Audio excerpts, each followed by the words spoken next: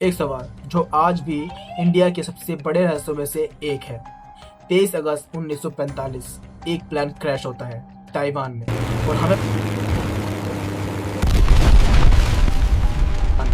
और हमें बता दिया जाता है कि नेताजी सुभाष चंद्र बोस की मृत्यु हो गई। लेकिन क्या ये सच था?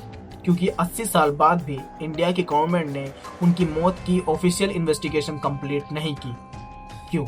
आज मैं आपको 3 थ्योरीज बताऊंगा, 3 अलग अलग वर्जन ऑफ ट्रूथ, जिससे आप डिसाइड करोगे कि सच क्या था और झूठ क्या है।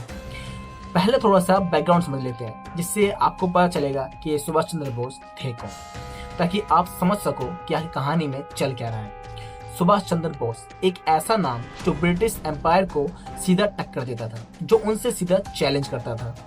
INA इंडियन नेशनल आर्मी के साथ उन्होंने कई आज़ादी की लड़ाइयाँ अलग से लड़ी, गांधी से अलग, कांग्रेस से अलग। 1941 में वो कलकत्ता से भाग गए बिल्कुल अकेले, और फिर जाके जर्मनी या फिर जापान के साथ मिलकर ब्रिटिश के खिलाफ उन्होंने जंग लड़ी।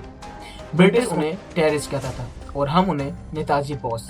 और फिर अगस्त 1945 में वर्ल्ड वॉर 2 खत्म होने से ठीक पहले एक हादसा हुआ, या फिर एक साजिश। पहली थ्योरी आती है हमारी प्लान क्रैश। तो पहली थ्योरी, जो कि ऑफिशियल थ्योरी है, ये है कि 18 अगस्त 1945 को ताइहोकू एयरपोर्ट ताइवान में उनका प्लान क्रैश हुआ और 23 अगस्त को उन्होंने दम तोड़ा। लेकिन यह प्रॉब्लम ये आती है कि जापान में कोई भी ऑफिशियली क्रैश का रिपोर्ट नहीं थी। उनकी बॉडी लास्ट राइट के तहत जापान में रखी गई, राइकोजू टेम्पल में, जो कि टोक्यो में है।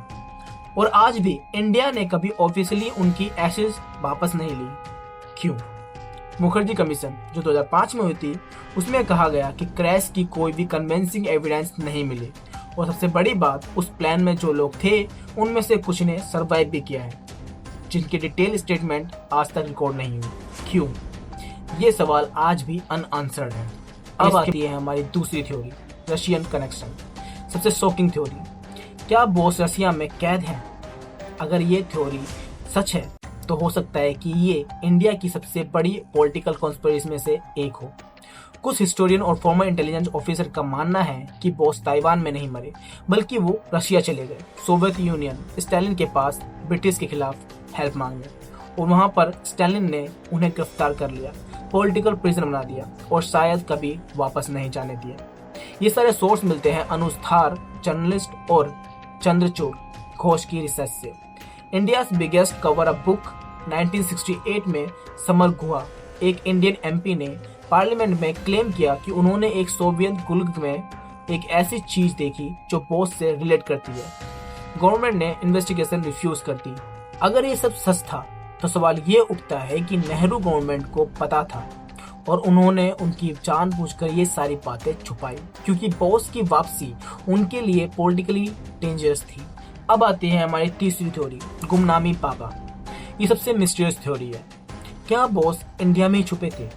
ये थ्योरी हमें थोड़ा दिल के करीब करती है। कैसे? क्योंकि इसमें एक इंसान है, एक बाबा, जो रहस्यमयी है। यानी ऐसा लगता है कि वो बाबा अपने आप को लोगों से छुपाते थे, वो हमेशा पर्दे के पीछे रहते थे। तो ये बात है फरीदाबाद, उत्तर प्रदेश की 1985 की। एक बुजुर्ग बाबा जो कभी अपना चेहरा नहीं दिखाते थे, हमेशा पर्दे के पीछे रहते थे। उनका नाम था गुमनामी बाबा। जब 1985 में उनका इंतकाल हुआ तो उनके पास से कुछ चीजें मिली, जैसे कि नेताजी के खानदान की पर्सनल आइटम, क्लासिफाइड डॉक्यूमेंट्स, एक डायरी और एक फोटो बोस की, जो 1945 के बाद की लगती थी। इलाहाबाद हाई कोर्ट ने 2017 में गुमनामी बाबा के सामान की फोरेंसिक इन्वेस्टिगेशन के ऑर्डर दिए। कई लोगों ने, जैसे कि जो उनसे मिलते थे, उन्होंने कहा कि उनका जो बात करने का तरीका था, उनका जो बिहेवियर था, उनकी जो नॉलेज थी, वो सब कुछ बोस जैसी लगती थी। और उनके खुद के भांजे ने, जो उनसे काफी बार मिला था, उन्होंने कहा कि कई बार ये बाबा मुझे नेताजी की याद दिलाता है। क्या ये पॉसिबल है कि सुभाष चंद्र बोस डिकेड तक इंडिया में ही छुपे हुए थे, अपनी मौत का ड्रामा करके, क्योंकि वापस आना उनके लिए थोड़ा हानिकारक था।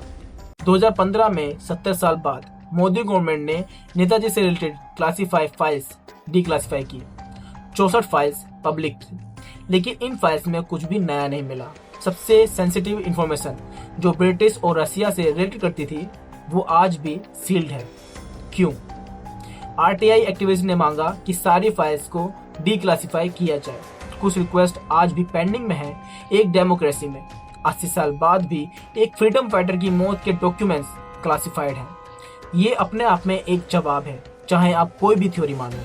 3 थ्योरीज, एक अनआंसर्ड क्वेश्चन और एक आदमी जिसने अपनी जिंदगी इंडिया की आज़ादी के लिए दे दी, जिसका सच आज भी दुनिया में छुपा हुआ है।